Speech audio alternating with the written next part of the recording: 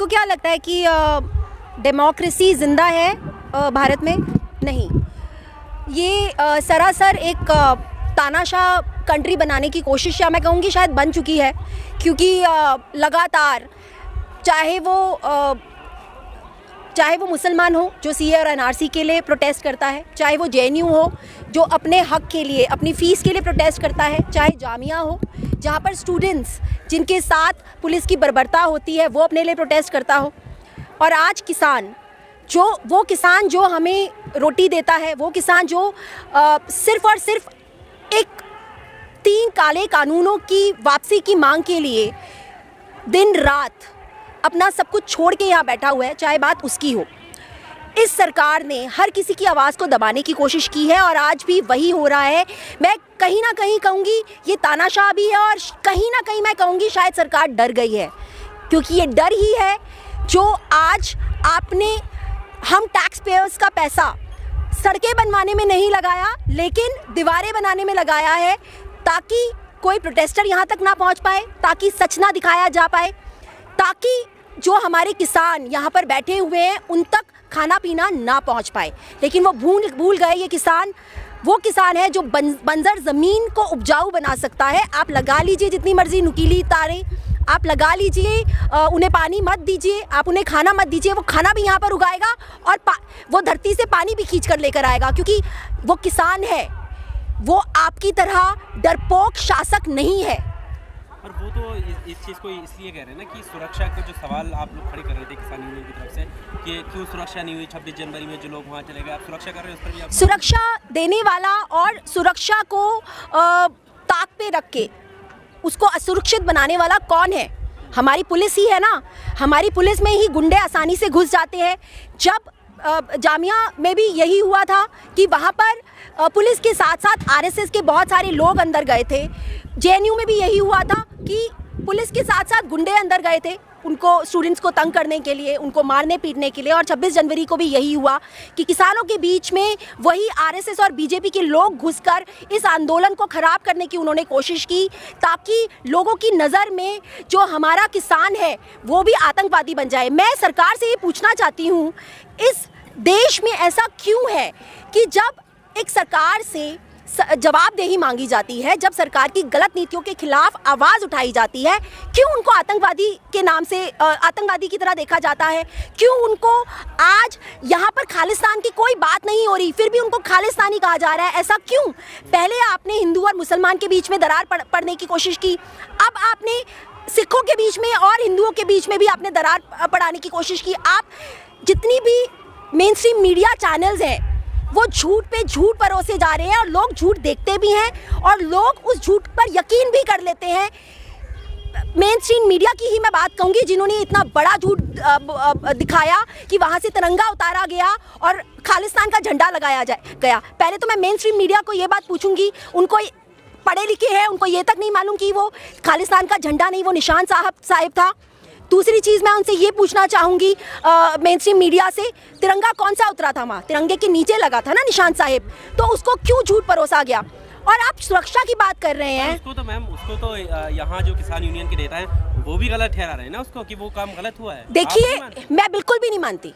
आप मुझे एक छोटी सी बात बताइए, जब सिखों के गुरुद्वारे में आप लंगर खाते हैं, जब सिख कम्युनिटी के लोग कोविड के टाइम पर, सरकार तो किसी को खाना नहीं दे सकती थी, लेकिन यही सिख थे जो लंगर लगा रहे थे, तब आपने उनकी बहुत तारीफें की।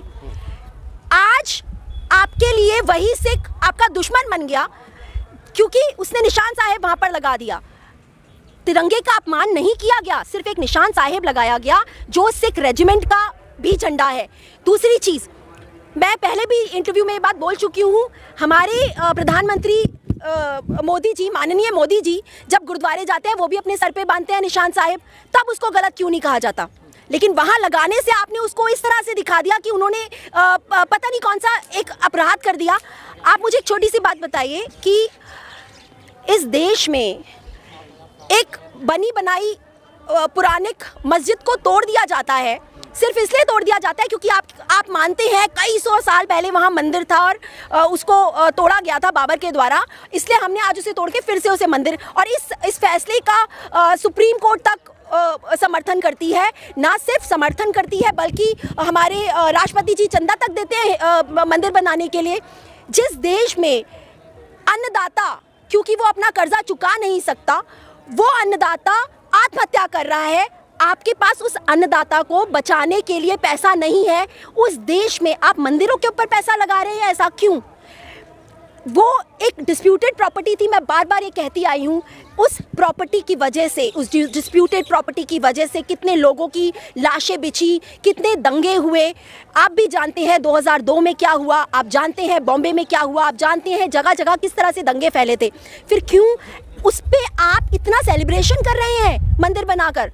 और हम कहते हैं आप मंदिर बनाइए, आपने जहाँ पर बहुत सारी और भी जगहें हैं जहाँ आप मंदिर बना सकते हैं, उसी के ऊपर आप, क्योंकि आपको वोटें चाहिए, आप वोट के नाम पर धार्मिक वोट के नाम पर आप धार्मिक राजनीति कर सकते हैं। लेकिन जब कोई सिख जाके एक झंडे के नीचे अपना निशान साहिब लगाता है, आप उसको गालियां देते हैं, तो आप क्या कर रहे हो?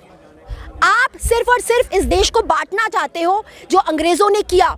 अंग्रेजों के अंदर तो फिर भी थोड़ा सा ईमान था, आपके अंदर तो ईमान ही नहीं है, ना ज़मीर है ना ईमान है, क्योंकि आप जब से 6 सालों से आप इस देश में आए हैं, आपको कोई लेना देना नहीं है, ना देश के नौजवान से, ना देश के अन्नदाता से, किसान से, ना आपको देश के मुसलमान से। आपको सिर्फ लेना देना है तो अंबानी अदानी से। आप उनके घर ऑलरेडी भरे हुए हैं, आप उनके घर भरते जा रहे हैं। कम से कम गरीब किसान को तो छोड़ देते। आपने मिडिल क्लास फैमिली की बैंड बजा दी, डीमोनेटाइजेशन जैसी आप नीतियाँ लेकर आए, और इस तरह की जो आप जानते थे कि वो एक फेल्ड प्रोसेस होने वाला है, और वो फेल्ड हुआ। कितने लोग मरे डीमोनेटाइजेशन के टाइम पर भी। आप लगातार, क्योंकि आपको यूपी के इलेक्शंस जीतने थे, तब भी आपने डीमोनेटाइजेशन का आपको कोई लेना देना नहीं था। आप मुझे बताइए क्या काला धन वापस आया डीमोनेटाइजेशन के बाद? नहीं। जो लोगों का सफ़ेद धन था वो भी चला गया, और आज भी आप वही कर रहे हैं। आप 370 हटाने गए थे कश्मीर में, आपने तो पूरे देश को कश्मीर बना के रख दिया है। जो कश्मीरियों के साथ आपने किया, वहाँ का इंटरनेट बंद करके, वहाँ पर उनकी ज़बान बंद के, उनका मुंह बंद करके, वही चीज़ आज आप यहाँ पर किसान आंदोलन में कर रहे हैं। आप उनका भी मुंह बंद करना चाहते हैं।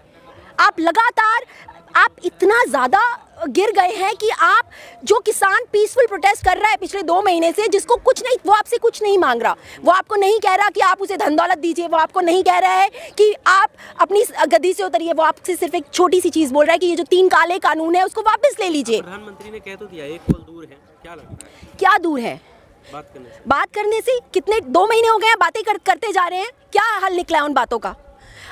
आपने एक बार बोले थे ना प्रधानमंत्री, आप बोले हैं तो आपको उम्मीद नहीं? प्रधानमंत्री जी एक कठपुतली हैं, ये आप बात मान लीजिए। वो सिर्फ और सिर्फ एक कठपुतली हैं जिनको बिठाया गया है, जिनको चला रहा है अंबानी और अदानी। जैसा अंबानी अदानी कहेगा वैसा ही प्रधानमंत्री जी करेंगे, ये बात आप मान लीजिए। दूसरी चीज़, मुंह से कहने से कुछ नहीं होता, वो तो उन पहले CNRC के टाइम पर भी बहुत कुछ मुंह से बोला जाता था। आप सीधा सीधा, एक बात है, किसानों की मांगे हैं, आप मानिए ना किसानों की मांगों को। हमें आपकी बातें नहीं चाहिए, आप तो मन की बातें सुनाते रहते हैं। कभी आपने लोगों की मन की बात सुनी है? हमें आपकी बात नहीं सुननी, हमें अपनी बातें सुनानी है। आपकी बात तो हम सुन रहे हैं 6 साल से। आप किसानों के मन की बात सुनिए ना, वो चाहते क्या है, और जो वो चाहते हैं उसमें गलत क्या है, मानिए उनकी मांगे। उन्होंने, आप मुझे एक छोटी सी बात बताइए, एक चाय वाला है जो चाय बनाता है, उसको पूरा हक होता है ना कि वो डिसाइड करे कि उसकी चाय कितने में बिकनी चाहिए। तो किसान जो 24 घंटे अपने खेत पे, सुबह शाम रात, सर्दी में गर्मी में, टेम्परेचर चाहे 50 हो जाए, चाहे टेम्परेचर 0 हो जाए, वो लगा रहता है अपने खेतों में, वो लगा रहता है खेती करने में। किसके लिए? अपने लिए नहीं, हम लोगों को खाना प्रोवाइड करने के लिए, इस देश को रोटी देने के लिए। लेकिन क्या ये देश उसके साथ है?